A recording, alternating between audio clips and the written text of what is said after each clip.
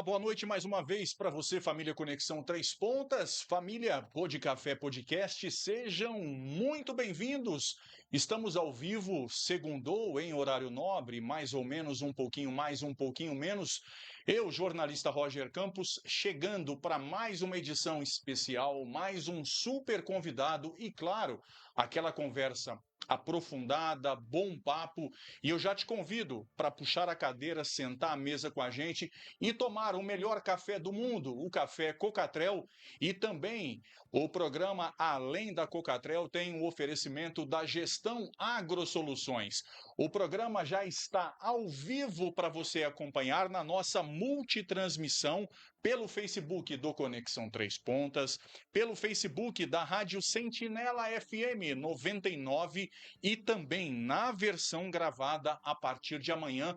Você pode acompanhar o programa também no jornal Correio Três Pontano, na página do Facebook do Correio Três Pontano. Tudo isso vale lembrar para você também que depois o programa vai lá para o YouTube, Podcafé _ Podcast, para você acompanhar onde, quando, como quiser, a hora que quiser, do jeito que quiser, com quem você quiser. E também na versão gravada fica no Facebook para você rebobinar a fita e ver quando você quiser. Tem também os shorts, os trechinhos que a gente tira dessa super entrevista. Deixa eu já colocar aqui na câmera 1, agora sim vocês já estão vendo o nosso querido convidado, amigo de longa data, vizinho da época que eu era solteiro, morava com a minha avó. Uma pessoa que todo mundo gosta, todo mundo conhece e que tem uma história de vida fascinante. Doutor Valério Brito, muitíssimo obrigado por atender o nosso convite. Seja muito bem-vindo. Muito obrigado, Roger. Prazer é meu estar aqui para a gente poder ter, como você disse, um bom papo, um papo tranquilo e sobre tudo que você perguntar. É isso mesmo, gente. Olha, pode começar a mandar a sua pergunta, a sua crítica, a sua sugestão. Se quiser mandar Pix, também ajuda bastante e a gente vai melhorando cada vez mais os nossos equipamentos aqui no nosso estúdio e vem muita novidade. Valério, a gente vai falar sobre muita coisa nessa 1 hora de programa, mas como a internet é um lugar que a gente nem sabe onde chega mundo afora, algumas pessoas, claro, fora daqui, desse nosso eixo, não sabem quem é o nosso ilustre convidado de hoje. Resumidamente, quem é o Dr. Valério Brito? Sou médico, formado em 1985, já vão aí 40 anos de formado. Hein? Formação em cirurgia, medicina legal, perícia médica, medicina do trabalho e medicina do tráfego. E exerço essas funções. Todas até hoje, Valério? Todas até hoje. Olha isso, gente, 40 anos de medicina, 4 décadas, e a gente vai falar sobre todos esses temas. Valério, por que a medicina já é de família?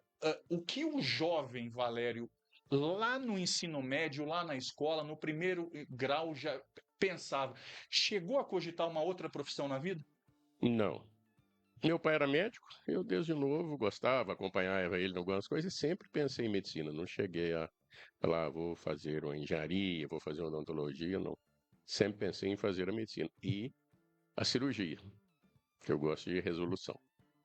E aí isso já estava incutido na tua cabeça desde sempre? Desde o ensino médio.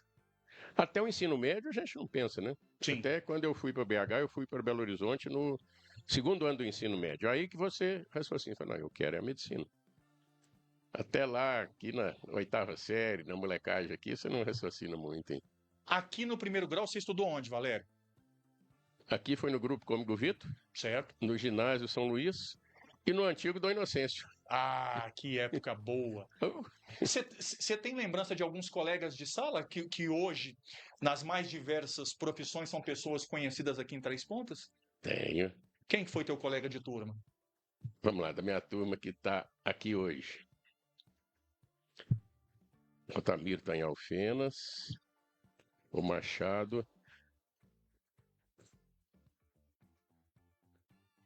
o Delane está aqui, o Marquinhos Tchá-Tchá-Tchá. Sim. Quem mais daqui que está exercendo aqui? Das meninas tem muita, a Isabela, a Lilian, a Vanusa do Adelino, Sim. o Beto, Dr. Zé Botrel, o dentista Grimaldo, nós somos colegas. Grimaldo também, Somos colegas e saudoso. moramos juntos, inclusive, em Belo Horizonte. Ah, é? Na época dos estudos, Valério? Na época de científica, ele foi para lá. Que bacana, que bacana.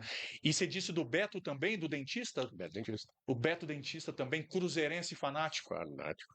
O Alexandre da Dona Fia, quando nós fomos para Belo Horizonte, fomos eu e o Grimaldo para um apartamento que meu pai tinha, e foi o Beto e o Alexandre da Dona Fica para o apartamento do Dr. Zé Botrel. A gente morava até próximo lá em BH. Rapaz, que época bacana. Nossa. O que mais te desperta saudade dessa época, Valério? Tranquilidade, a inocência nossa. Por exemplo, a gente em Belo Horizonte, você saía, não chegava até, a gente brinca que tinha o famoso trem das 10 horas da noite, tinha ninguém na rua, mas você saía em Belo Horizonte a pé. A gente saía do Gutiérrez para Savassi e voltava a pé. Caramba! Vocês frequentavam muito aquela região do Clube da Esquina? Não. Aquele movimento todo ali, não? Não. Frequentou o Clube da Esquina, já era mais lá para Santa Teresa. Sim, Não. sim, A gente sim, já sim. não. A gente frequentava muito ali Savassi, Sim. que era a base. E a gente saía pouco, que na época você tinha que estudar muito, mas quando saía era o famoso Savassi-Sinuca. E jogar sinuquinha lá num posto de Uma gasolina que à sinuquinha é noite. bom demais. Era um posto de gasolina que à noite ele virava o bar. Foi famoso muito tempo em Belo Horizonte. E aí, Valério, depois da formação, aí veio a especialização em cirurgia, é isso? Sim. E aí você fez residência onde? Residência no Felício Roxo e no João 23. Nos dois grandes de Belo Horizonte. Conta pra gente como é que era o começo para um jovem recém-formado com esse idealismo e enfrentar numa metrópole, numa capital, dois baita hospitais, ou seja, uma demanda altíssima. Ali o médico é forjado realmente não só na qualidade, mas também na quantidade. Vou te dar exemplo do meu caso. Eu morei no hospital muito tempo. Ah, é? Porque eu queria estar próximo, porque eu falei, a chance de aprendizado é na residência. Então, no Felício Roxo, eu morava no alojamento do hospital um período, apesar da gente ter o apartamento lá em Belo Horizonte. Na residência, no João 23, eu ficava de plantão todo final de semana. Os colegas às vezes não poderiam, não queriam, eu quero, porque eu queria ficar bom. Sim. Falei, a única maneira de você ficar bom é você trabalhar e frequentar. Mão na massa. Mão na massa. Não tinha horário. Precisou, eu estava... No hospital era 24 horas, na residência era 24 horas. Precisou, eu estava de prontidão. E o começo, Valério, para um jovem recém-formado e lidando com casos dos mais variados possíveis, é um começo impactante? É um começo que assusta? Impactante é que assusta, não. Se você está preparado. Sim. Então, que assusta, não. É uma coisa esperada. E hoje, Valério, fazendo uma ponte para a realidade atual, você filho de médico e os seus filhos também atuando na área da saúde. É um misto de dever cumprido com orgulho de vê-los também seguindo a profissão do pai? Não só a profissão do pai, acho que é vê-los independentes na vida. Sim. O meu mais novo, ele fez primeiro um período de engenharia. Ele falava em área de saúde. Aí ele, no segundo ano de engenharia, ele chegou e falou, rapaz, não é o que eu quero, engenharia. Eu quero é a área de saúde. Foi para a área de saúde. Ótimo. Hoje está feliz no que está fazendo. O Valério sempre foi um pai de não de forçar, mas de sugerir a medicina é um bom caminho, a engenharia é um bom caminho. Você deixou sempre na escolha total deles? Sempre na escolha total. Nunca falamos, nem eu, nem o esposo, fala, faça isso, faça aquilo. Justamente que sempre achei que tem que ser os filhos escolherem o que eles quiserem. Mas intimamente, quando houve a confirmação de que os dois estavam adentrando na profissão, um orgulho muito de pai também? Muito. Pela sequência? Muito. Aliás, teve o meu mais velho, teve até um período que a gente falou que ele gostava muito de música. E ele queria fazer música. Aí quando ele falou que queria fazer talvez só a música, nós falamos, ó, raciocina direitinho, porque música é muito bom. Mas Chegou a pensar em música? chegou a pensar em música. Mas tem alguém na família com veia artística? Família da minha mãe toda. O Chico, meu irmão, eu falei, Chico, Verdade, né, Chico então... Canela. Aí, mas abreviando a história, meu filho começou a fazer medicina e música. Ele estudou lá na faculdade do Bituca, que chama, não sei se ainda chama. Ele começou lá, só que junto com a medicina não deu tempo. Sim. Ele não dava para se dedicar. Mas hoje ele ainda toca algumas coisas, ele gosta, ele está no conservatório aqui, ele retornou. Foi a única vez que eu falei, ó, cuidado só com a música, porque infelizmente o pai pensa um pouco no lado financeiro para o filho. Claro que E aí pensa. só a música hoje Não dá. não é fácil, não. Dá, mas não é fácil, não. Sim, Então, sim. Porque além do talento, também precisa de sorte, né, Valério? Então é uma coisa que não depende única e exclusivamente de uma grande formação. concordo. A música não depende só da voz, não. Depende de uma Sim. série de outras coisas que, se não tiver, você Padrinho, pode... depende de enfim, uma... colocação, enfim, uma série de situações. Valério, aí para a gente poder entender esse caminho todo, aí veio a cirurgia geral. Como foi o passo a passo para agregar tanta coisa? INSS, medicina do trabalho. Tá, vamos lá. Formei, né? E na época, é interessante, que eu gosto muito de hierarquia e disciplina, fiz um concurso para o Exército. Concurso para oficial do Exército. Isso em Três Corações? Não, em Belo Horizonte. Isso lá em Belo Horizonte nacional, ainda. lá em Belo Horizonte. Eu formei de fazer o concurso. Passei no concurso, só que quando me chamaram para ir para o Rio de Janeiro, saiu o resultado da residência. Aí eu fui para o Rio, fiquei alguns dias lá no Hospital do Exército, falei, ó, eu quero adiamento da minha apresentação, porque, falei, eu estou fazendo residência, eu vou vir para o Exército mais completo, não sei o que e tal. Ah, não pode. Isso aí não se tem jeito, ou você desiste, ou... Bem, então tá, então. Aí desisti. Aí, terminando a residência, casei. No ano seguinte, casei, fiz a prova de novo, passei. Fui eu de novo pro Rio de Janeiro, só rindo até aqui. Eu falei, agora eu vim, só que a minha esposa tem que vir. Na época, o tenente-coronel falou, como assim? Eu falei, sou funcionário público, não sou. Minha esposa está numa faculdade. Pela legislação, ela vem onde o marido está. Eu não posso, eu estou recém-casado. Eu não vou deixar ela em Belo Horizonte fazendo a faculdade, eu aqui. Não tenho nem condição financeira, nem pessoal para isso. Aí ele falou assim, não...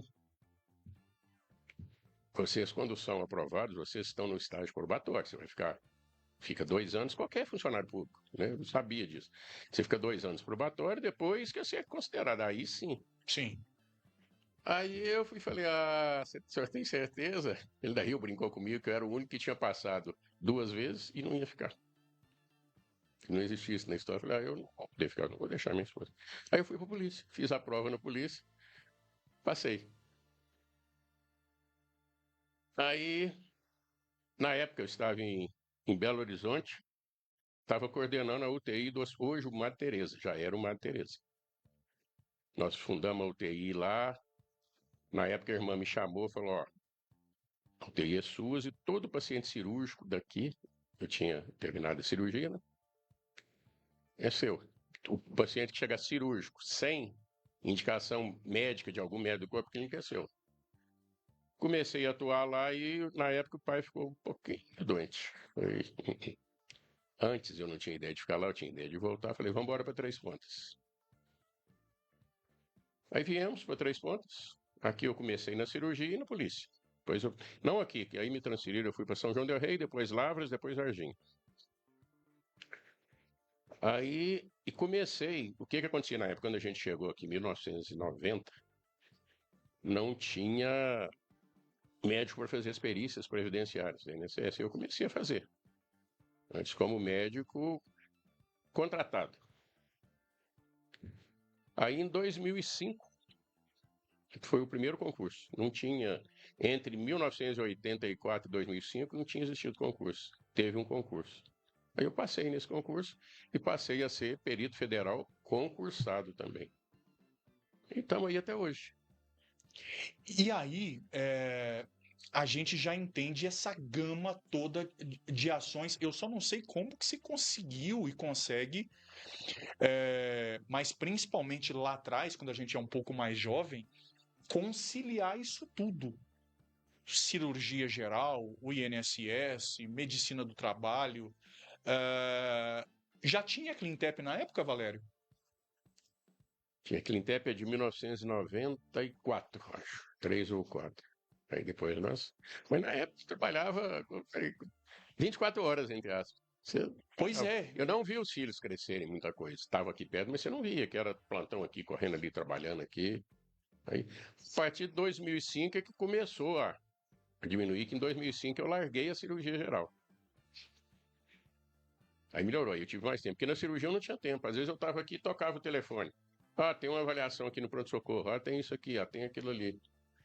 Aí teve alguns probleminhas políticos na época que... Sim. Aí eu falei, ah, se é assim, então eu tô fora, não quero isso mais não. O pessoal queria algumas coisas, eu falei, ah, não... tá bom, então eu fico nas perícias e, infelizmente, gosto muito da cirurgia, mas pretendia voltar depois que aposentar, mas hoje também acho que não.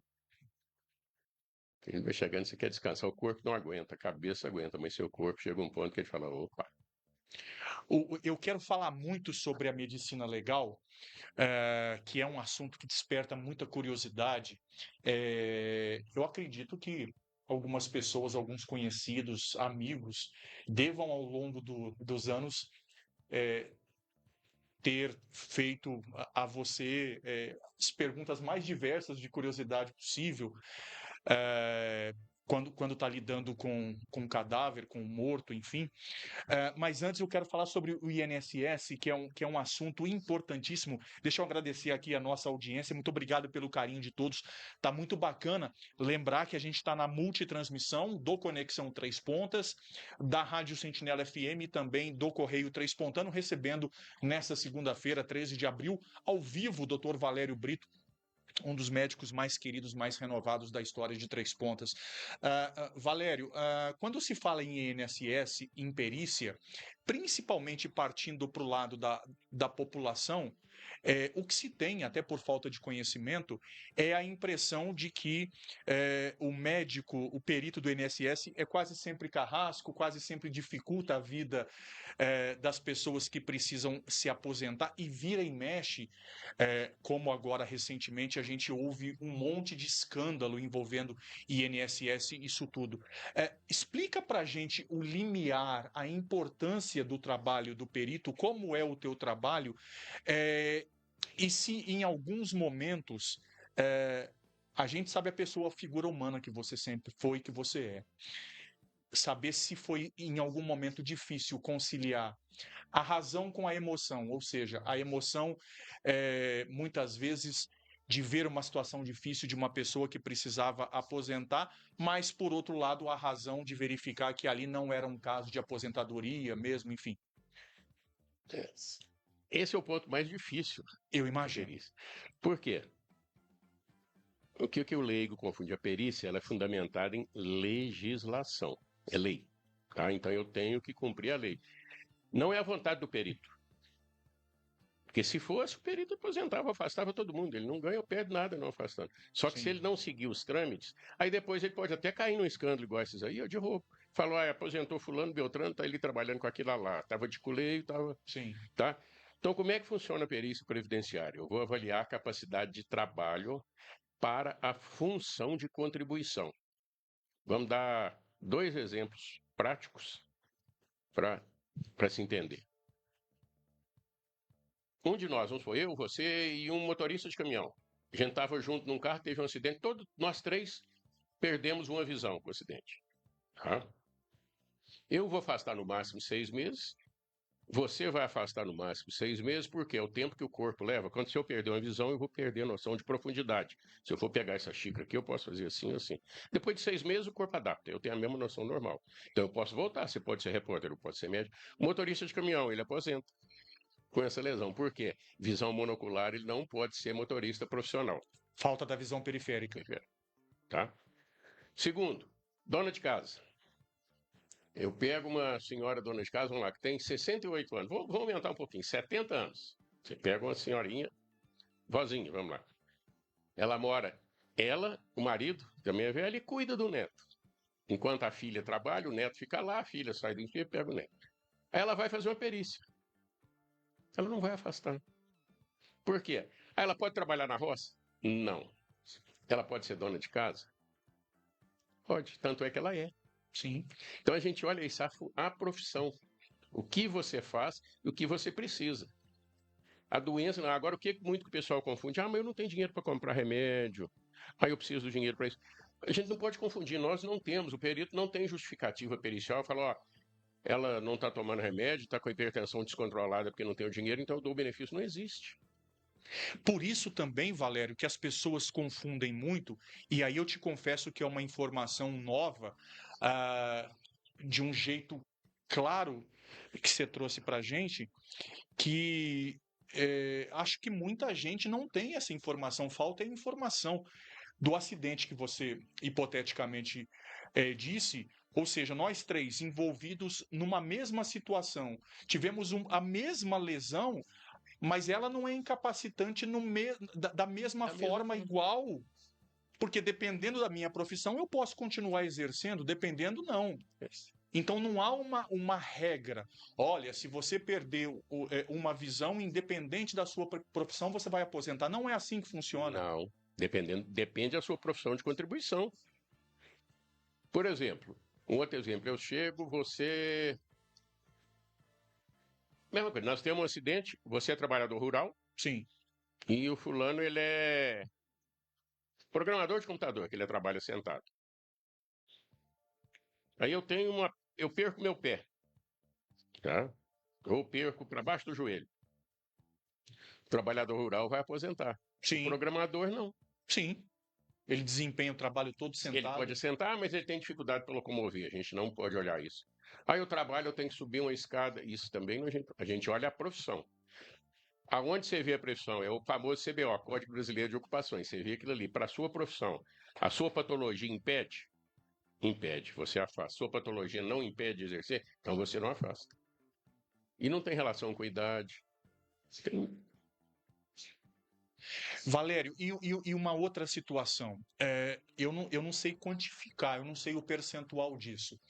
Mas é muito comum, mesmo com a comprovação legal, tudo dentro da normalidade, de que a pessoa realmente merecia, precisava, tinha o direito de se aposentar e se aposentou. E por algum motivo, sei lá, conseguiu desenvolver qualquer função. O marido abriu um bar, uma lojinha, está lá trabalhando. É muito comum, e isso, em qualquer caso, burla a lei? Sim. Porque se você aposentou por incapacidade, você não pode exercer nenhuma outra atividade remunerada. Nenhuma. Nenhuma, nem ser dono de nada. Se você é dono e contribui, você recuperou a capacidade.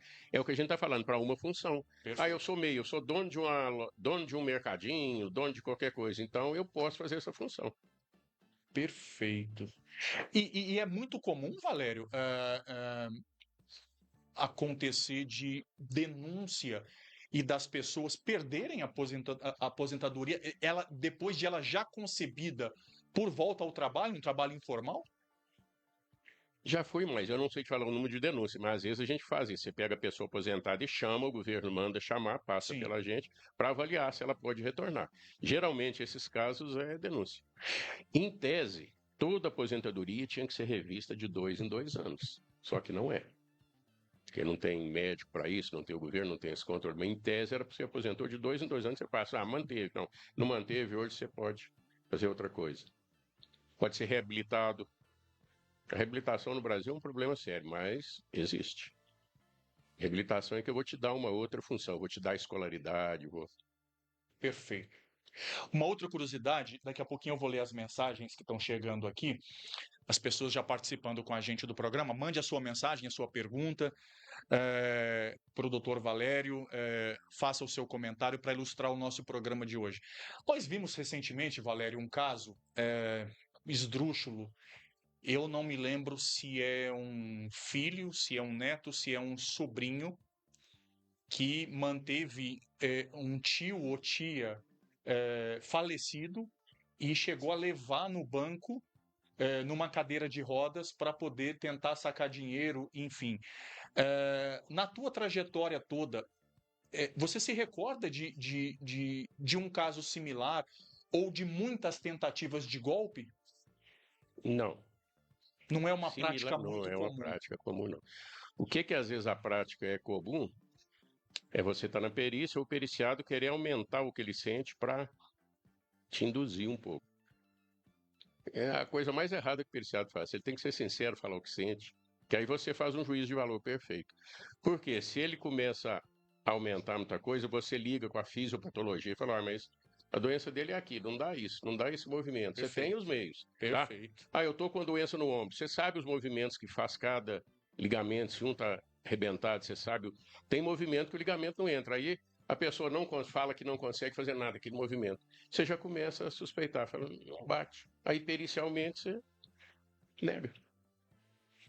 E uma outra questão, a última pergunta sobre essa questão do INSS, para eu ler algumas mensagens e a gente mudar o tema, Valério. Até a minha esposa tem esse problema. Fibromialgia. A gente tem visto associações, inclusive aqui em Três Pontas está sendo criada uma associação, enfim, no meio político, muitos deputados falando de aprovação de aposentadoria para pessoa que tem fibromialgia, que é uma dor crônica no corpo inteiro, que não tem cura, enfim.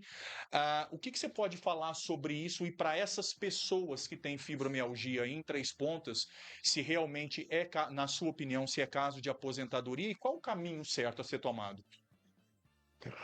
Vamos lá. Em termos previdenciários, não existe a debilidade que se existe. Hoje você tem estados que têm uma lei Sim, que consideram o fibromialgia como PCD. O perfeito. INSS não. Segundo, o que você tem que avaliar, o que a gente avalia? Vamos lá, fibromialgia.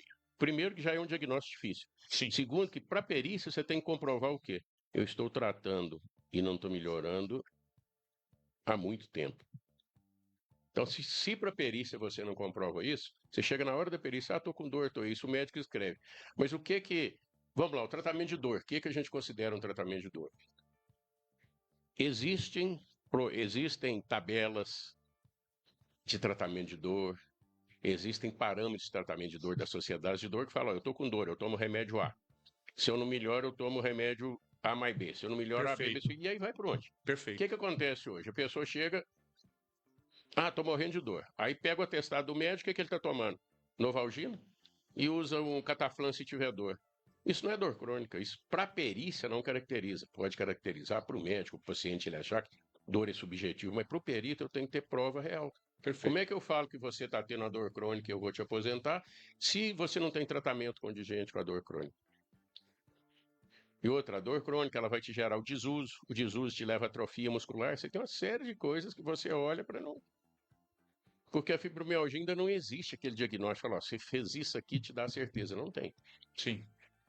Você pode chegar no médico, ele falar que você tem, e chegar no outro médico, a mesma especialidade, e falar que não tem. Sim. É muito comum, gente. Se confunde com outras doenças, Com outras inclusive. doenças, é muito comum.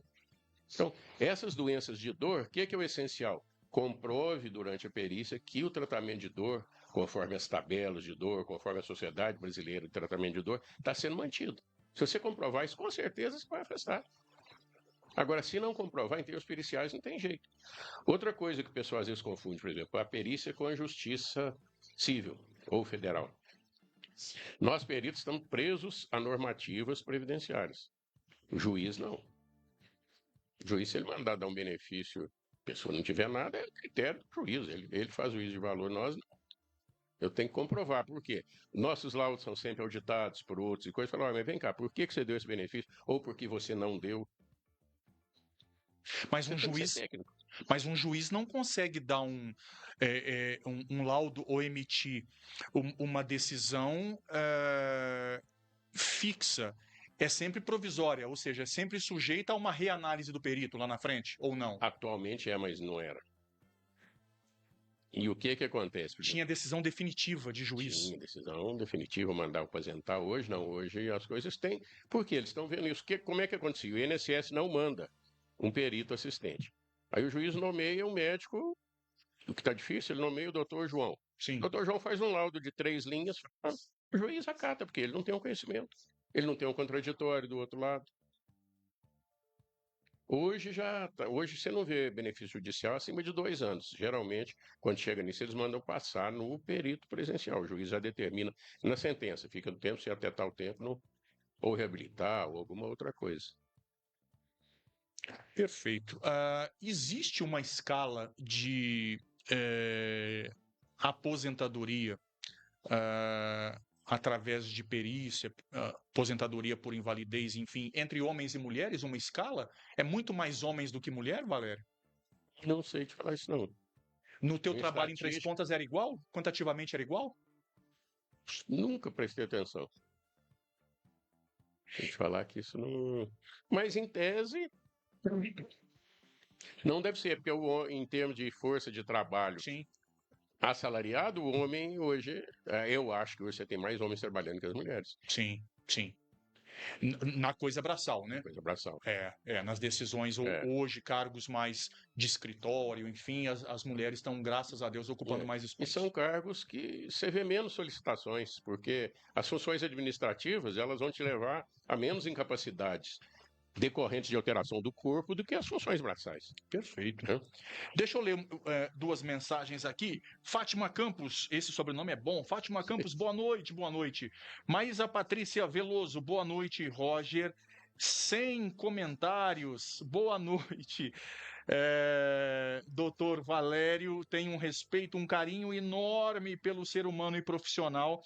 Doutor Valério, médico sério, profissional, muito responsável, um dos pais mais presentes que já tive na escola, valorizava demais os professores. Fala para ele, Roger, que a lembrancinha que eu ganhei deles está guardada até hoje e uso o meu colarzinho em ocasiões especiais. Estou muito honrada e orgulhosa pelos caminhos que o Leandro seguiu. Hoje, nosso mastologista, doutor Leandro. Que bacana, hein? Que memória. Muito obrigado. Ó. Isso é o legal. Oh, O Valério não vai entender, eu preciso explicar, viu, Maísa? Ela, boa noite, Roger, sem comentários, é porque toda vez eu brinco, eu falo, mandar um abraço para Maísa, a única petista que eu gosto, enfim. Aí ela já tá até meio cansada disso. Eu prometo que eu vou parar, tá? De falar que você é a única petista que eu gosto. Mas de fato é verdade. Valério, passando para a questão da medicina do trabalho. A perícia de demissão, de admissão, enfim. Os critérios mudam muito em relação à forma como a avaliação se dá nesses casos de uma avaliação pericial para INSS, por exemplo? em tese, não. O que a gente vai avaliar no atestado? A capacitação para a função que ele vai ser contratado. Sim. Por exemplo, a avaliação de um trabalhador rural é completamente diferente da de um secretário, de um vendedor, por exemplo. São avaliações diferentes. Vocês têm esses critérios? Tem, você tem que ter esses critérios. É a mesma do INSS, onde você vai ver se doença não significa incapacidade. Tá? Se fosse assim, eu acho que você pegar a população acima dos 40, aí você teria 90% incapaz. Que doenças todos nós temos. O que é incapacidade é a repercussão da doença, o que ela pode repercutir na sua atividade. Tá? Por exemplo, um caso interessante, você viu, você pode pegar uma pessoa com... Vamos pegar uma pessoa com histórico psiquiátrico. Sim. De crises, de depressão, de ansiedade. Vai ser muito mais difícil ela adaptar no serviço bancário, por exemplo, do que no serviço rural. Com certeza. Você avalia ambiente fechado, ordens, enfim. Você avalia isso tudo, no apto ou inapto. Agora, geralmente, é muito difícil você considerar alguém inapto. Você pode considerar o temporário se tiver uma alteração. Por quê? Primeiro, você não vai impedir uma pessoa de tentar trabalhar, a não ser que ela tenha alguma coisa que realmente, para aquela função não tem jeito. Ah, eu tenho uma cardiopatia grave, eu vou ser carregador de café de jeito nenhum. Mas se não existe isso, ela tem que tentar trabalhar. Por quê? Pode ocorrer, se eu como médico do trabalho, eu coloco ela inapta. Ela vai na Previdência, fala, o médico do trabalho não quer me deixar trabalhar. Aí na Previdência ela não passa. É outro questionamento que a gente tem muito, eu cito isso muito no INSS. Existe uma hierarquia legal para atestado, tá? Isso é interessante o pessoal saber. Primeiro é o atestado do médico assistente, depois é o do médico do trabalho e depois do perito previdenciário. Vamos lá, por exemplo. Um paciente vai no meu consultório, eu dou um atestado de 20 dias para ele. Tá? Aí ele vai no médico de trabalho. O médico de trabalho fala, não, você não vai ficar 20 dias, não, você vai ficar em um. Pode trabalhar. Ele tem que trabalhar. O médico de trabalho fala, não, não é 20 dias, não é 30. Aí ele vai no INSS. O INSS fala, não é 30 não, você era um só, você pode trabalhar. Então, essa hierarquia ela é legal, ela está prevista em lei. Tá? O que infelizmente, é muito comum. O perito periciado na Previdência reclama, eu fui trabalhar, o médico do trabalho não deixou. Está errado. Se não deixar, tem que ir no Ministério do Trabalho, ele não pode fazer isso. A legislação é clara nisso. A hierarquia do médico da Previdência deu apto, a empresa é obrigada a deixar o funcionário que seja sentado sem trabalhar, mas vai ter que pagar o salário dele, até definir. Não pode simplesmente falar, não, você não pode, vai lá e se vira. Porque senão ele fica nesse limbo. Sim. No limbo previdenciário, e quem sofre no limbo é torto errado. Me gerou uma curiosidade aqui, até para reforçar o que o Valério disse, para você que está chegando agora, para você que não pegou o programa desde o início. Uma suposição aqui, Valério. E aí é coisa real, não é suposição. Eu tenho os 2 ligamentos dos 2 joelhos rompidos, nunca operei. Se eu buscasse me aposentar na minha profissão de jornalista por conta disso, eu não me aposentaria, porque eu posso trabalhar sentado. Mas se eu fosse jogador de futebol profissional, eu conseguiria me aposentar ou o perito chegaria e falaria o seguinte, não, meu amigo, é só você fazer a cirurgia? Não, é o detalhe, a cirurgia por lei ela não é obrigatória. Existe legislação que fala que se a pessoa não quer, ele não é obrigado a operar. Ah, é? Isso é lei. Tá? Segundo, vamos supor, se eu pegar um jogador de futebol, vamos lá, que ele tem no máximo 35 anos, eu vou dar outra profissão para ele, se você não quer corrigir, eu vou te reabilitar.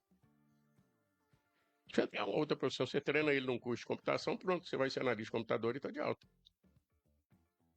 Perfeito. Não é tão simples assim. Não, você chegar a aposentar, não. Você tem a idade, você tem a escolaridade, uma série de coisas que não. Se você tem uma capacidade de trabalho, se a gente vê que você tem uma capacidade de um ramo que eu posso te colocar, eu vou te reabilitar ou readaptar. Existe sim empresa, às vezes ele tem uma lesão, você readapta para outra função. Perfeito. Gente, deixa eu ler mais uma mensagem aqui que está bacana demais o nosso programa de hoje. Agradecer mais uma vez ao doutor Valério Brito, que está aqui com a gente. Lena Bárbara pergunta para o doutor Valério: quem fez artrose ou quem tem artrose pode se aposentar? Pode. Depende a cirurgia, tá? E depende do local. Por exemplo, a artrose na coluna. Quem fez uma artrose de coluna que põe aparelho, que põe lá o parafuso com a placa, se for uma atividade braçal, se for uma faxineira, comprovar, se for um trabalhador braçal, ele aposenta. Você não tem como pegar um funcionário desse e colocar. Um mecânico, por exemplo? Um mecânico, alguma atividade braçal que exige, que tem o risco para a coluna, ele aposenta. Se for alguma atividade administrativa que não tenha risco para a coluna, ele não aposenta. Mesma coisa o joelho, às vezes é comum artrose de joelho. A artrose que mais aposenta é a de quadril, quando você coloca a prótese no quadril. Essa, mesmo para atividade administrativa, muitas vezes é complicado. E só para não passar e ficar uma pergunta no meio do caminho, Valério, para essas pessoas que têm a questão da fibromialgia, pela sua fala, é praticamente impossível hoje em dia conseguir se aposentar por conta da fibromialgia? Não, mas é difícil. Porque para você chegar no nível de convencimento técnico que você não consegue fazer nada, é difícil, porque a dor é subjetiva. subjetiva. Perfeito. A gente tem os sinais de dor indiretos, que você nota, você vê. Então, na maioria, para te dizer a verdade, eu raramente peguei uma fibromialgia típica das que você lê em livro, daquelas que tem diagnóstico mesmo. Mas esse é o que eu falei, essa pessoa, ela perde massa muscular por quê? Ela está parada, ela Sim, não está ativa, o que ela faz sim, dói, então ela fica, sim. é aquela que fica sentada a maioria do tempo, Para respirar praticamente dói. dói. Entendi. E uma outra curiosidade, Valério, eu, por exemplo, tenho pedras nos 2 rins, e são pedras incontáveis. Os médicos não conseguem contar.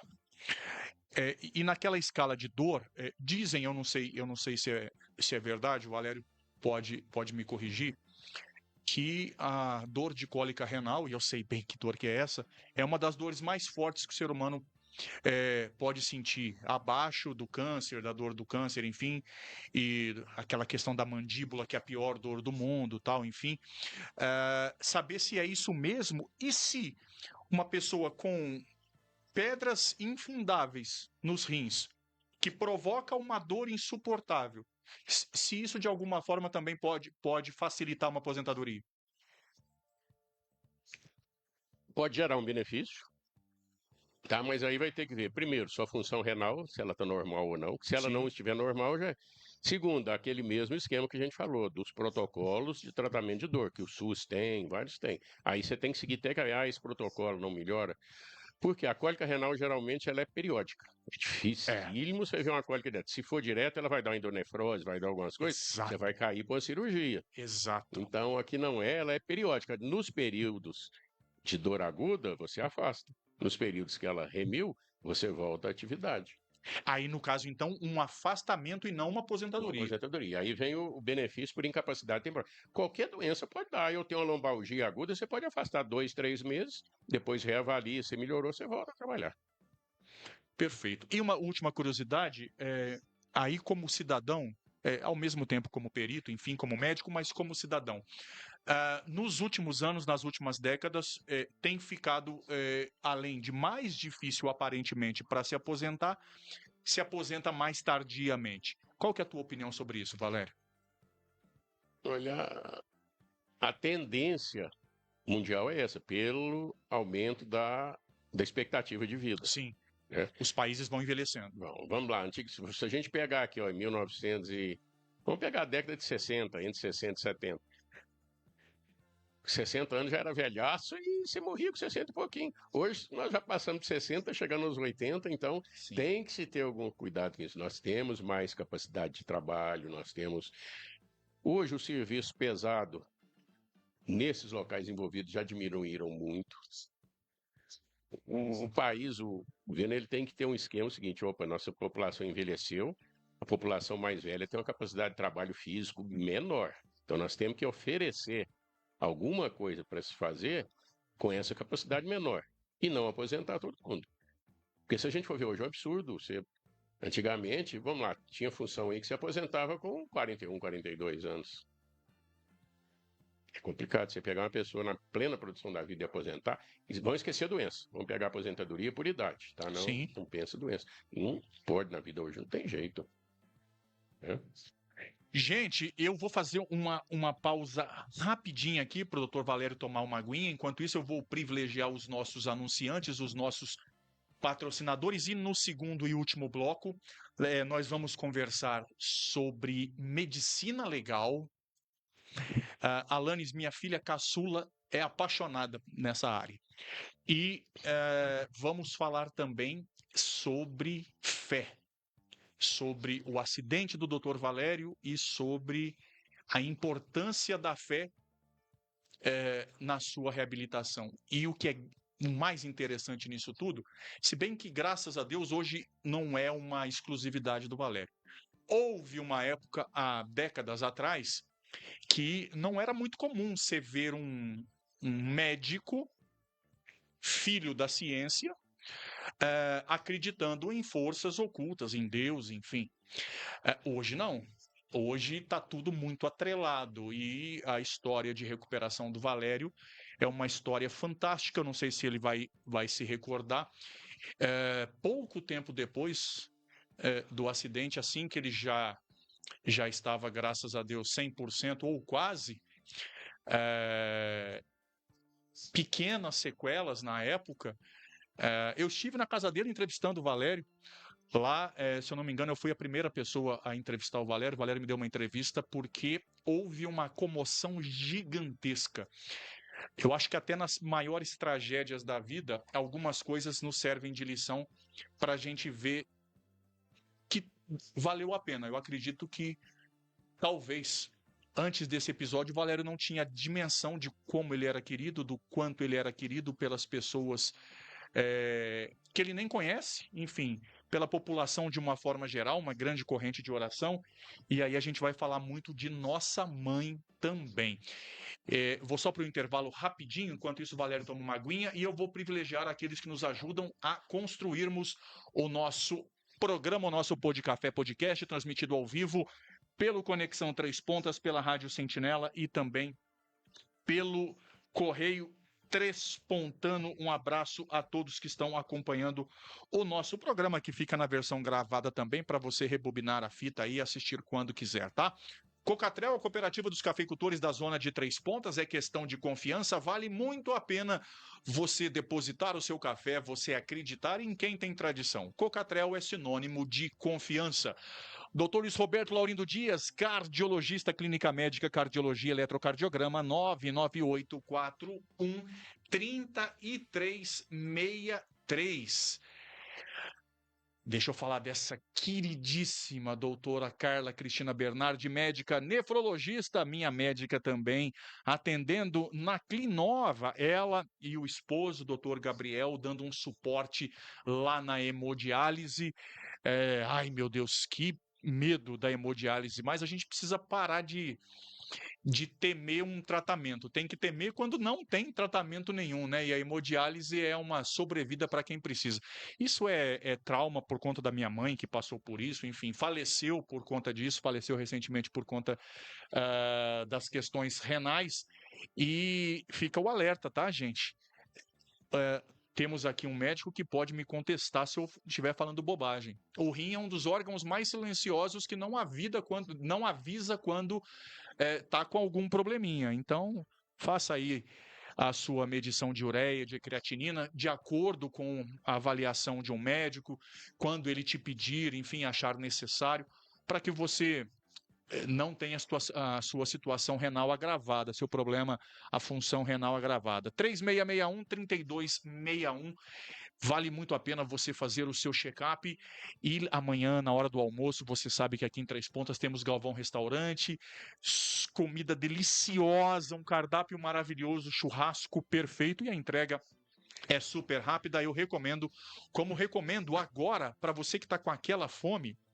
Eu e o Valério, acabando o programa aqui, nós vamos ligar lá no Bacon Zé, nós vamos pedir 2x tudo de costela, que é maravilhoso, 999487777, uma variedade imensa de lanches artesanais maravilhosos e os convencionais que vale muito a pena você pedir, tá? Mas se a sua necessidade é festa, é evento, qualquer tipo de evento que você for fazer, MS Sonorização e Iluminação, 998360924. Na Gestão AgroSoluções, a nossa consultoria traz uma visão empresarial para o campo. Analisamos dados precisos de cada área da fazenda, como produtividade, custos e controle de recursos, e ajudamos na tomada das melhores decisões.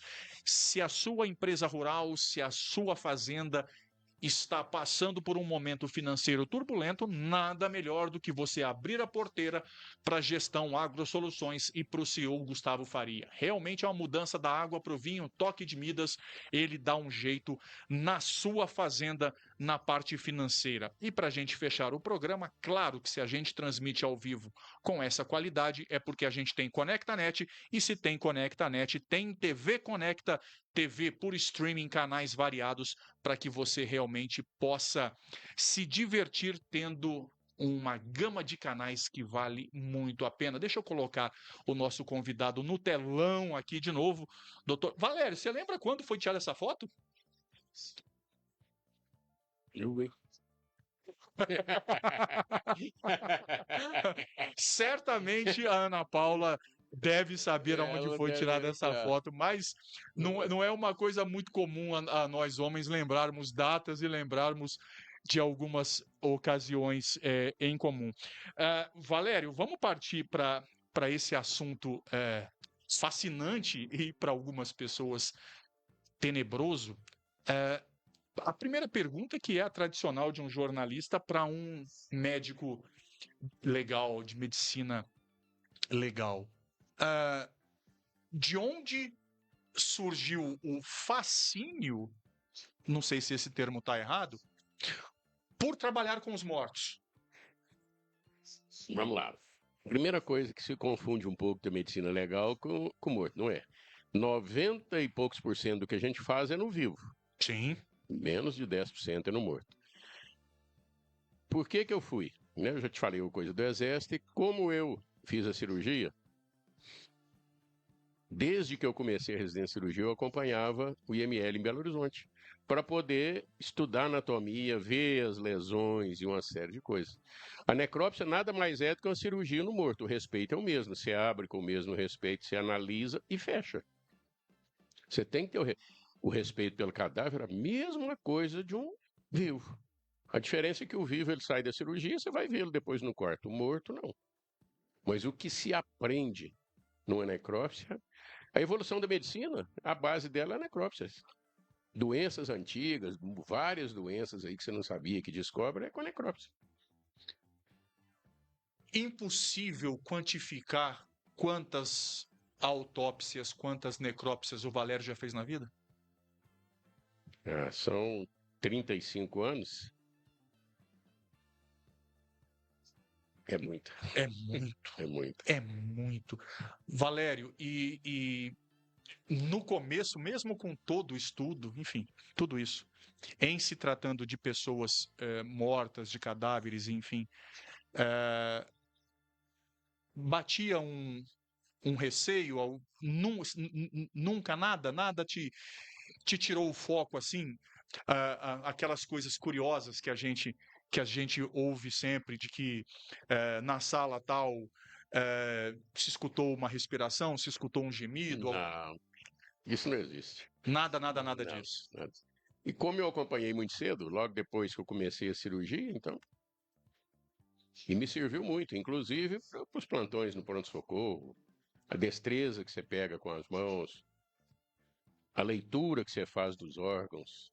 Então, mas tem muita coisa que é quando é crochinha, que o pessoal fala que é fantasia. Fantasia. Dizem até que é muito mais tranquilo você lidar com os mortos do que com os vivos. Mas o morto não te faz mal, o vivo ele pode fazer Sim, mal. com certeza. Uma outra curiosidade, Valério, teve um caso muito conhecido no Brasil de um cantor de uma dupla sertaneja, Alan e Aladim, que o Aladim teria sido enterrado vivo, ou que ele teria tido uma doença, eu não me lembro o nome. Se eu estiver falando uma grande bobagem, me corrija, por favor. Que essa doença, em tese, paralisava tudo, a pessoa realmente ficava ali por algum tempo como morta, realmente sem função cerebral, sem função cardíaca, e que depois a pessoa voltava, depois de não sei quanto tempo. O fato é que esse Aladim foram fazer a exumação do corpo, do cadáver, né, do caixão, tiraram o caixão, enfim, e segundo relatos e fotos, a perícia mesmo teria comprovado isso, que estava tudo arranhado, enfim, que ele teria sido enterrado vivo. Isso existe, Valério? Isso é possível? Não. Vamos lá. Você pode até, que eu já vi relatos de você deixar uma pessoa na sala de necrotério e falar morreu e não ter morrido. Isso você vê uma vez ou outra falar. Nunca presenciei, mas pode ser agora. Vamos lá, para você enterrar. Você vai passar na funerária. Sim. Tá. Eles vão te pôr algodão na boca e no nariz. Sim. Como é que você vai viver com isso?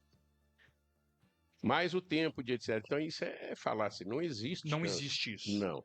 O que acontece, já acharam às vezes corpo virado algumas coisas, é pela putrefação o corpo incha. O corpo cresce. Você já viu o afogado depois de um tempo? Não, É vira aquilo ali. vira um baiacu. É aquilo ali. A chance de um indivíduo ser enterrado vivo é crime. Alguém pegou, pôs lá e falou, vamos fazer um crime, um comando vermelho da vida, uma coisa que Tá, faz, mas aí, Valério, o que você está dizendo é que a pessoa incha. Com o passar do tempo, toda pessoa incha dentro do caixão. Mas esse inchar pode, de alguma forma, fazer com que o corpo se mova? Pode. Você tem bolha, você pode, o corpo pode vir, pode acontecer, depende. Pode. Isso não é algo praticamente sobrenatural, é comum. Não. Comum também não, mas pode acontecer. Se você lê no que pode acontecer, isso é uma das coisas que pode acontecer. Rapaz, que coisa absurda. Valério, 35 anos lidando com medicina legal, que ele frisou bem, e é importante deixar isso claro. 90 e tantos por cento com pessoas vivas e 8, 10% com cadáveres, enfim. Quando é crime, mesmo com toda a experiência, o Valério já era o renomado doutor Valério. Ainda assim, causa um impacto diferente na hora de se fazer? Ou o profissionalismo é tanto que não há separação? O que eu acho que causa um pouco de impacto, independente do tempo, é quando é criança. Que a gente vai mais. O adulto, se foi crime, se não foi, não altera. Não A altera. gente tá, não. Imagina a mesma coisa, o cara tomou um tiro, ele está no hospital para ser operado para tentar sobreviver. Ele tomou um tiro, morreu, o legista vai fazer necrópsia. A situação é a mesma. O médico que opera o vivo, ele não assusta, não. É uma coisa esperada. No morto ainda é mais fácil que você não tem que lidar com o ser vivo, você não tem que cuidar de algumas coisas para ele não falecer decorrente do seu procedimento. Uma pessoa, por exemplo, um caso hipotético, Valério, a pessoa tomou um tiro e ainda viva foi jogada dentro de um rio. O perito, você no caso, consegue tranquilamente confirmar se ela morreu afogada ou em decorrência do buraco da bala? Esse é dos mais fáceis. Por conta de água nos pulmões, De enfim? água, de uma série de coisas. Que se ele caiu vivo, ele vai ter água no pulmão. Sim. Um outro caso que é não muito comum, mas já vi várias vezes. Assassina-se a pessoa e coloca-se ele numa forca para parecer enforcamento. Para isso aí também você sabe se foi do enforcamento, se não foi. Se ele faleceu antes, você tem meios. Medicina legal é muito bonito. Medicina legal. Se te dão um material, se você tem certas condições, Eu não sei se o Valério já acompanhou, se você em casa já acompanhou. Tem um canal chamado ID, Investigação Discovery, que é maravilhoso. E tem um americano, um senhor idoso, que é uma sumidade, que ele tem um programa e que ele mostra parte das autópsias, enfim. E ele fala, ele tem um termo, Valério, que ele fala: o morto fala. O corpo do morto fala. Ou seja, dá sinais claros para a elucidação daquela situação. É isso mesmo, Valério? com certeza. Você, com uma perícia local bem feita, uma necrópsia bem feita, você elucida a maioria das causas. Você pode não saber quem é o autor de um crime, que aí são outras coisas. Mas a causa, em mais de 90%, se elucida. E se faz muita confusão também com a terminologia, Valério, com a autópsia e a necrópsia. Para o leigo, explica a diferença. Não tem, é a mesma. É a mesma. Necrópsia e autópsia é a mesma coisa. Acreditavam que necrópsia seria quando fizesse da cabeça, que abria o tampão, enfim, nada disso. Não. As duas são a mesma coisa. São a mesma coisa. Perfeito. Gente, eu vou partir agora para um assunto que é o mais impactante do nosso programa de hoje. A última pergunta sobre esse tema antes, Valério. 35 anos de medicina legal, tantos e tantos e tantos e tantos cadáveres também que você examinou. Algum caso, sem citar, o nome da pessoa, a identificação. Algum caso que por algum motivo você se recorde até hoje tenha ficado na retina, na lembrança por algum motivo? Você lembra vários, não sei te falar nome, mas você lembra muita coisa. Casos interessantes que você descobre, coisa interessante, você lembra. Tal necrópsia, descobriu isso, era uma suspeita. Aqui em Três Pontas mesmo, nós tivemos um caso interessantíssimo na época. Que uma criança faleceu por não sei que águas d'água, falaram que foram os pais que abusaram. Os pais chegaram a ser levados para a delegacia, tava um rolo e me chamaram. Nessa época eu até tinha um vereador que eu deixei entrar na necrópsia, essa coisa. E não tinha nada disso. A criança tinha tido uma convulsão e expirou. Tinha nada de. Mas imagina se não fazer necrópsia. Nossa. Os pais iam morrer na prisão. Aí, Na época, iam morrer na prisão. Não, e se é hoje, ia ser linchado na rua. Linchado. Então são coisas que você gosta. Você fala, olha a importância de você fazer uma coisa bem feita. Eu falei que era a última, mas eu lembrei de uma outra questão para a gente poder passar para o último tema, Valério. Eu tive, infelizmente, a experiência de ter na família caso de suicídio. Um sobrinho muito conhecido, enfim, se enforcou.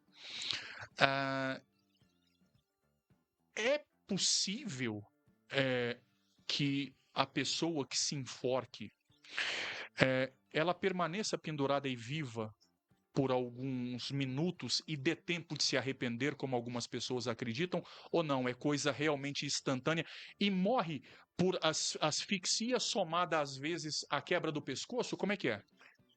Causa de óbito é sempre asfixia. Sempre. Fratura de pescoço, não. Você fratura o ocioide. Depende dos casos que é um ossinho aqui que te atrapalha, inclusive, se você fraturar ele aperta a traqueia. Sim. Tá? Agora, a pessoa se arrepender, não. Não dá tempo. Você perde a consciência rápido. Você pode, até se alguém te achar aí em 2 a 3 minutos, se cortar, você pode, com as manobras, voltar à vida. Mas você falar, eu estava aqui, eu tive raciocínio para me arrepender. Impossível. Sim. Gente, maravilha. Que programa informativo bacana que a gente está conseguindo construir hoje com o Dr. Valério. Eu vou mostrar aqui no telão, Valério. Eu fiz questão de trazer essa foto.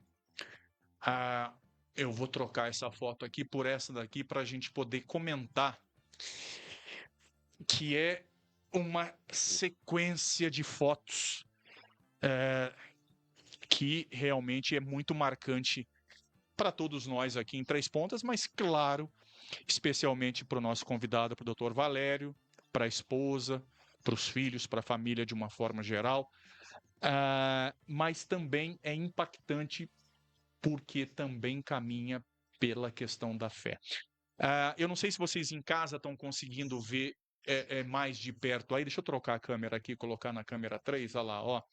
Nós temos a primeira imagem aqui em cima, deixa eu levar o cursor lá, ó. Aqui é a imagem do resgate do Valério, né? Aqui do aparato, helicóptero, ali próximo à chegada na Celino Ottoni, né, Valério? Foi lá na Celino Ottoni? Aí ele estava no local do acidente. O local do acidente foi Celino Ottoni? Não, o local do acidente foi entre Licínia e Carmo do Rio Claro. Verdade, não foi Varginha. Varginha foi onde ele desceu, lá embaixo, naquele trevo lá do Isso. Aqui é em Varginha. Não, aí é no local do acidente. Do acidente mesmo. Da ambulância que, se eu devo estar lá dentro. Perfeito. E aí depois esse helicóptero desceu na Celino Ottoni em Varginha. Isso, ele desceu naquele trevo ali no trevo, perfeito. No trevo do shopping ali. Do shopping. Lá embaixo. E aí de ambulância foi até o Humanitas ali. E aqui a foto do acidente, gente. Valério, você consegue, para quem não sabe da história, resumir para a gente o que foi esse acidente? O que você se lembra do acidente? Do acidente em si, eu não lembro. Eu sei que eu estava devagar, a 60 km por hora. Nossa! E o carro que veio me falaram, o rapaz estava no celular. Tanto é que, se você for ver a foto, ele me entrou na porta. Ele veio e ele me pegou na porta. Aí... Aliás, eu lembro outra coisa também que a minha esposa me lembrou, que falou que Na hora do socorro, que eles me colocaram um tubo no pulmão, eu falei, agora eu morro. Isso também eu lembro, mas não lembro, depois disso não lembro mais nada. E aí você foi acordar no hospital dias depois. É Eu acho que eu isso? acordei 1 mês e pouco depois. Ficou em coma 1 mês, Coma Valério. de 1 a 2 meses. Eu não lembro, aí eu não lembro certinho. E aí a primeira curiosidade. Ah, dizem que no coma ah, alguns sinais vitais são mantidos e a pessoa consegue ter um pouquinho de noção de tempo e de espaço ou ouvir alguma coisa. Zero, Zero, zero. zero. Contato com o outro mundo lá em cima também, Que eu zero. lembre, zero. Nada. Nada. Quer dizer, É um borrão. borrão. Eu me lembro perfeitamente, antes do acidente, há uns 40 quilômetros antes, que nós paramos para comer alguma coisa. Depois disso, só no hospital. Quando eu acordei, agora não sei te falar o prazo. Eu acordei e já foi de 30 a 60 dias. E aí houve a internação, houve as cirurgias, 1 mês de coma, e aí o Valério volta, graças a Deus, praticamente sem sequela, Valério. Tem um pouquinho, mas, por exemplo, que eu tenho uma placa e uns parafusos no pescoço, por causa da fratura da coluna, eu não viro o pescoço. Eu tenho que virar o corpo. Meu pescoço vira menos, vira um pouco, mas ó, eu viro pouco. Tive uma ruptura ocular também que resolveu, às vezes o olho fica meio próximo, mas também hoje não atrapalha em nada. Mas dores não, por conta do acidente, nada. Faça umas fisioterapias, às vezes com o filho, coisa, mas não reclamo de nada, não. O Valério Perito aposentaria o Valério que sofreu o acidente? Eu já quiser me aposentar, eu não quis. Eu falei, não, eu tenho capacidade. É mesmo, Valério? Eu não quis. Você não se aposentaria? Não. Eu queria me aposentar. Se eu quisesse, eu teria aposentado. Com Mas fratura, era com caso isso. de se aposentar? Uma fratura cervical, que você tem alguns cuidados, Sim. Só que falei, não sou incapaz, não sou inválido. E eu não sei, Valério, se depois você revendo reportagens, enfim, testemunho das famílias, dos amigos, se hoje você tem. Eu te perguntei isso lá naquela entrevista, pouco tempo depois do acidente, assim que você voltou para casa, os primeiros dias.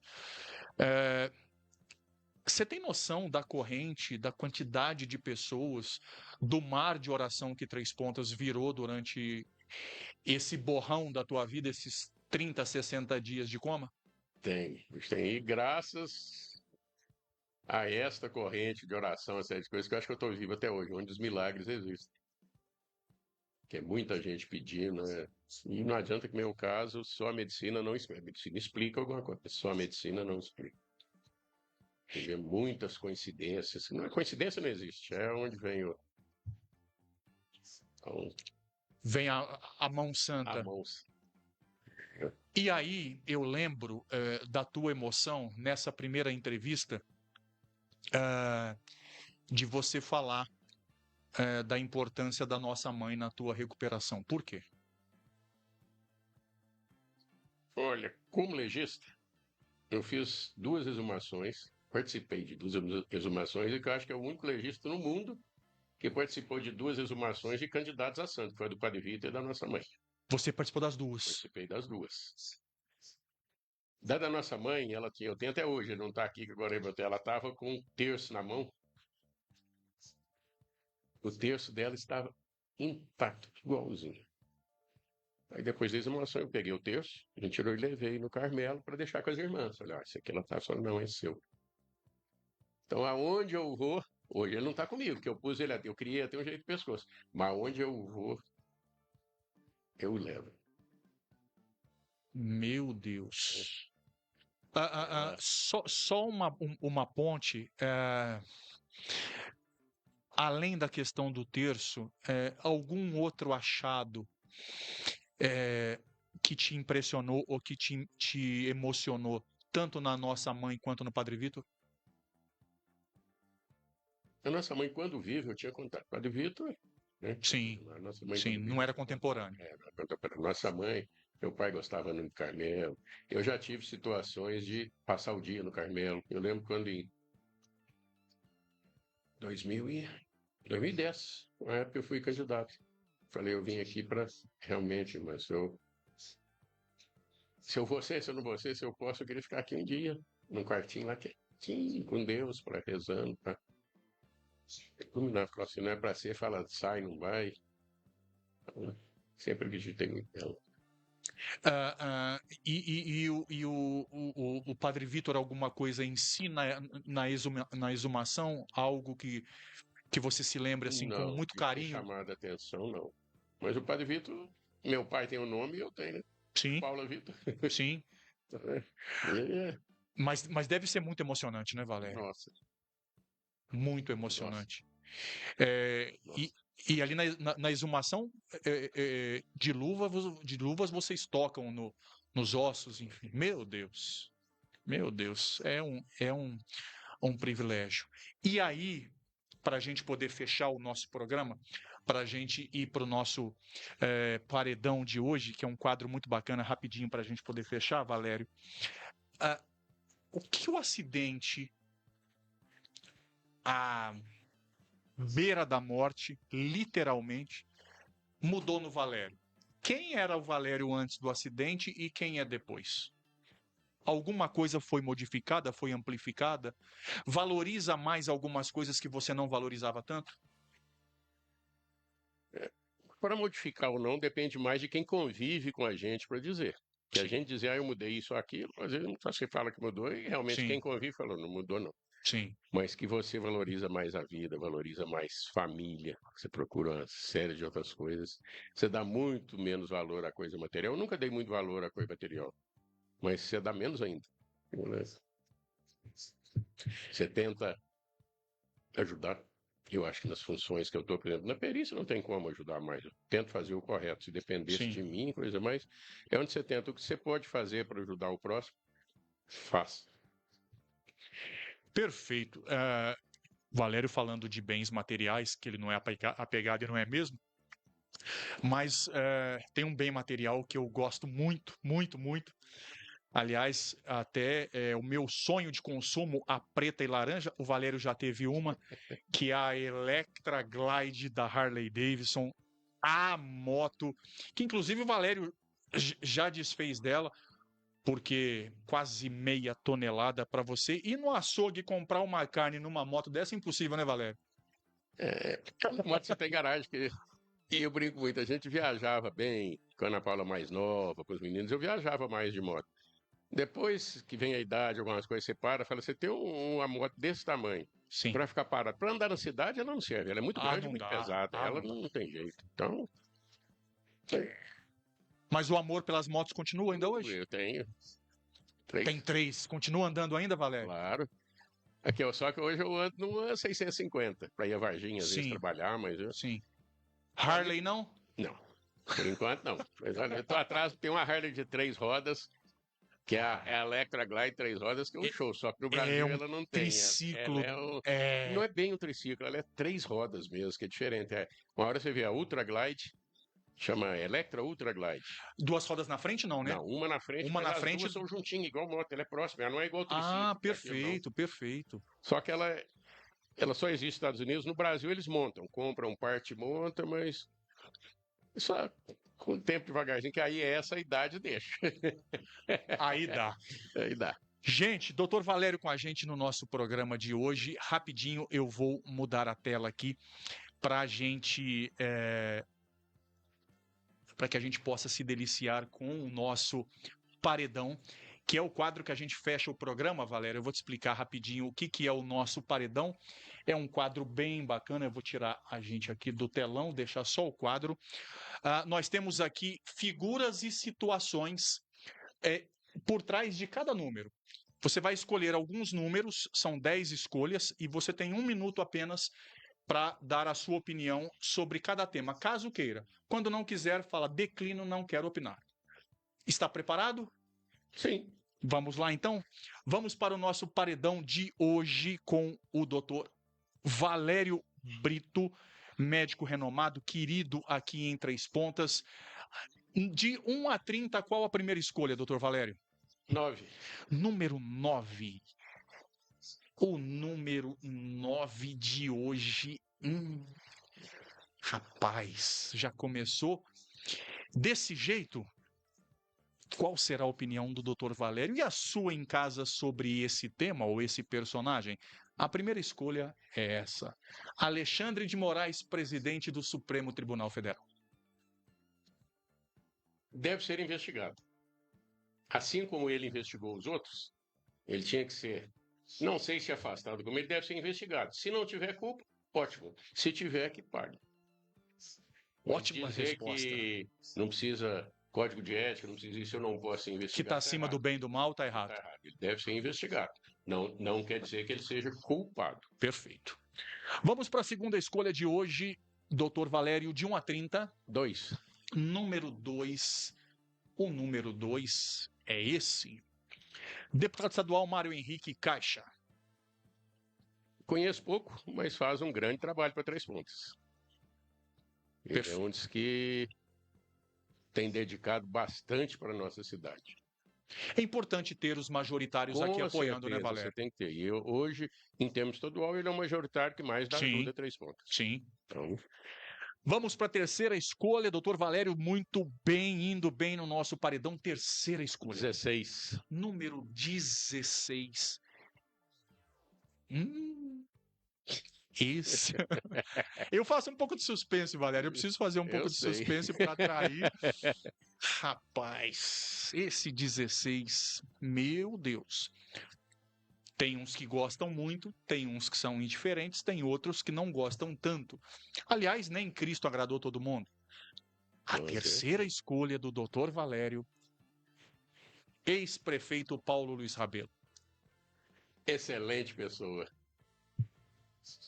O que precisar, tô junto. E ele tá bem? Tem notícia dele? Tá bem, tá melhorando, tá bem. É um cara de bom caráter, de boa índole. Esquece político. Independente político. É um cara que... Bom. Vamos para a quarta escolha, doutor Valério Brito. Não corre de nenhuma resposta, hein? Até agora respondeu todas. Quarta escolha, doutor Valério. 27. Número 27. O número, cadê? 27. Número 27 tá aqui. Coincidência, saiu de um, foi para outro. Prefeito Marcelo Chaves Garcia, ex-prefeito Marcelo Chaves Garcia. Não conheci o Paulo Loures na época. O Marcelo, do que eu vim para Três Pontas, dos melhores prefeitos. Um cara sensato, coerente, tranquilo, fez uma boa administração. Perfeito, objetivo demais, claro nas respostas. Doutor Valério, para você que chega agora. Ufa, médico, cirurgião, medicina do trabalho, medicina legal, perito do INSS, um cara querido, respeitado por todos, também já militou no meio político, que, aliás, política todo mundo vive, todo mundo faz de forma direta ou indireta. Quinta escolha. 3. Número 3. É o atual vice-prefeito de Três Pontas, Michael Douglas Vitor Machado. Também conheço pouco, mas de ouvir falar, ótima pessoa, é um bom nome. Muito bem, vamos para a sexta escolha. Já estamos na segunda metade. Sexta escolha, Valério, de 1 a 30. 13. Vamos ver se ela dá sorte. Rapaz, o número 13 de hoje. Ai, ai, ai. Que interessante, hein? É a sexta escolha. O número 13, pena de morte. Contra. Por que, Valério? Eu acredito que você deve matar o ser humano. Prisão, 20 anos, 30 anos, seja lá o que for, mas matar não. Vamos para a sétima escolha. Valério contra a pena de morte. Sétima escolha. 30. Número 30. Quer mudar? Não. Não? Não quer não? Não. Vamos para a sétima escolha, doutor Valério. Presidente Luiz Inácio Lula da Silva. Olha, eu acredito que ele não deveria tentar a eleição. Mas vai tentar, né? Não sei, na idade que ele está, Eu acho um Haddad um nome melhor do que ele. Opinião pessoal, mas o Lula acho que ele teria que ver que está na hora, com 80 e poucos anos, já não chega. 3 vezes já presidente, 3 enfim. vezes, então acho o nome de confiança dele. O Haddad é um bom nome, então acho o nome. Não se trata só de ganhar ou perder, trata-se de bom senso. 8ª escolha, doutor Valério Brito, número de 1 a 30. 21. Número 21. Quase que irmãos gêmeos, ou não? Separados na maternidade, ou não? A 8ª escolha é essa. Ditador Nicolás Maduro. Esse é o exemplo. Você perguntou da pena de morte existir, não, mas isso aí tem que ficar na prisão perpétua. Ah, sim.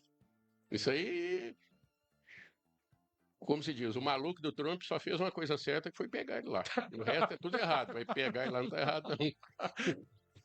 Boa opinião, doutor Valério. A penúltima para acabarmos o nosso paredão e o programa de hoje, de 1 a 30. 19. Número 19. Cadê?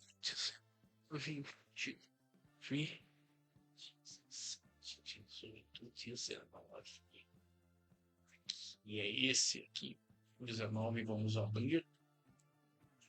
Número 19, redução da maioridade penal. Eu acredito que deve existir. Países desenvolvidos não existe maioridade penal.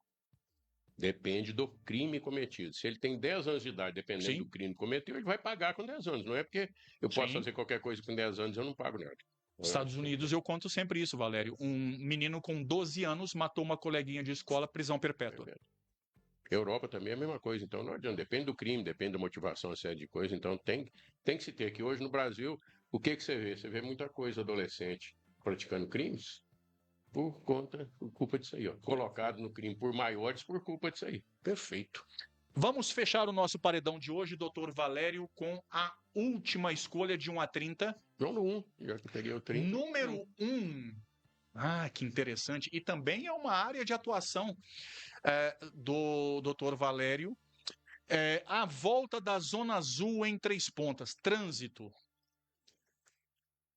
Necessidade urgente. 3 Pontas precisa de 2 coisas. Zona Azul e fiscalização no trânsito, que não existe. O trânsito em 3 Pontas, atualmente, todo mundo está reclamando, está bagunçado, está uma falta de respeito, seja de motocicleta ou de carro, por falta de fiscalização. Se tornou uma Índia, Valério. Se tornou uma área sem controle. Então, a Zona Azul é essencial, ela bem colocada é essencial. Fechando o programa, Valério, claro que o assunto dessa última pergunta veio a calhar. O Valério, para quem não sabe, né, ele e a Ana Paula, a esposa, tem a Cleantep, né, a clínica do trânsito aqui em 3 Pontas, onde são feitos os exames psicotécnicos, enfim. Toxicológicos também, Valério? Não. Só em Varginha, não é? Também não. Toxicológico é laboratório credenciado, Varginha acho que não tem nenhum, não. Você pede, você colhe, por exemplo, aqui você colhe no Brainer, no Unimed, coisa que eles vão para... É lá em São Paulo que vem o resultado. Eu achei que o laboratório mais famoso lá de Varginha... O IPD? O IPD já estava credenciado. Não está credenciado. Valério, eu como instrutor de trânsito, para a gente fechar o programa, eu sou muito crítico à forma como é o processo de obtenção de carteira. E aí eu corto na própria carne. É péssimo o nível de aprendizado em autoescolas, na minha opinião. Péssimo. Doutor Valério, para ser médico, 8 anos. Eu, para fazer faculdade de jornalismo, 4 anos. Marketing, mais 2 anos de pós, são 6 anos. A pessoa entra nada e sai motorista com uma profissão de motorista com 3 meses. Eu acho um absurdo, aí é uma opinião pessoal, acho pouquíssimo tempo e não dá para se aprender nada. Fora isso, um monte de deficiência no sistema, enfim, a forma de se examinar também tem uma série de falhas.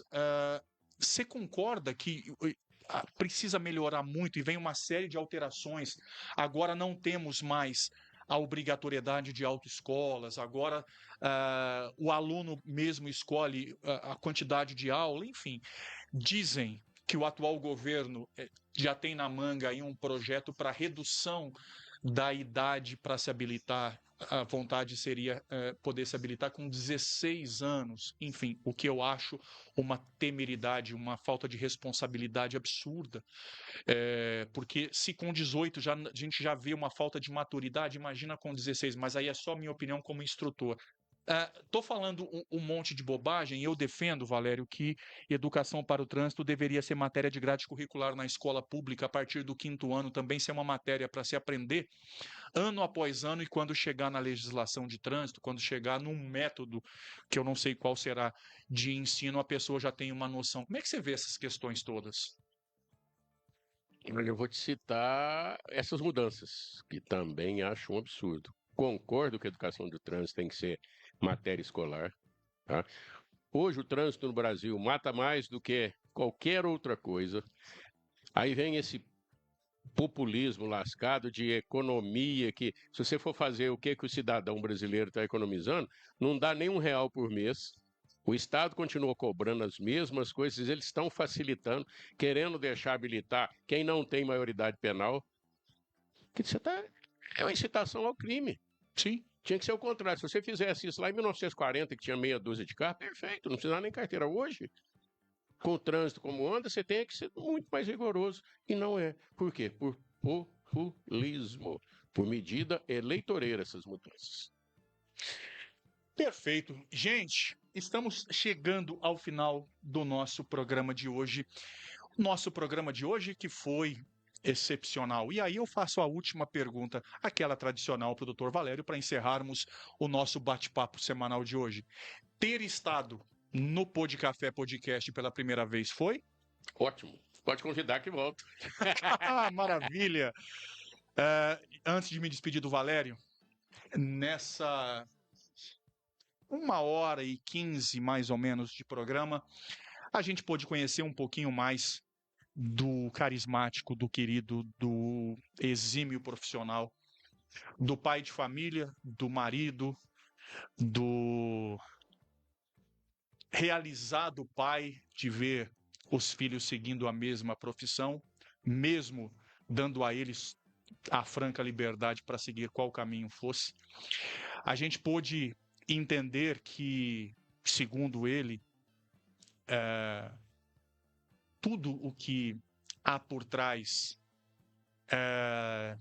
do trabalho de um médico legal, principalmente quando a gente atinge os 8 ou 10%, que é a lida com o cadáver, com o morto,